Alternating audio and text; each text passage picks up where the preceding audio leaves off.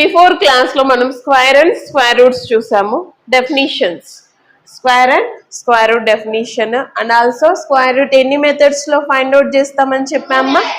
2 methods. What are they? Factorisation method and division method. Now ఈరోజు topic ఏంటంటే square root of decimal numbers. Decimal numbers ఇచ్చినప్పుడు ఎలా square root find out చేయాలి?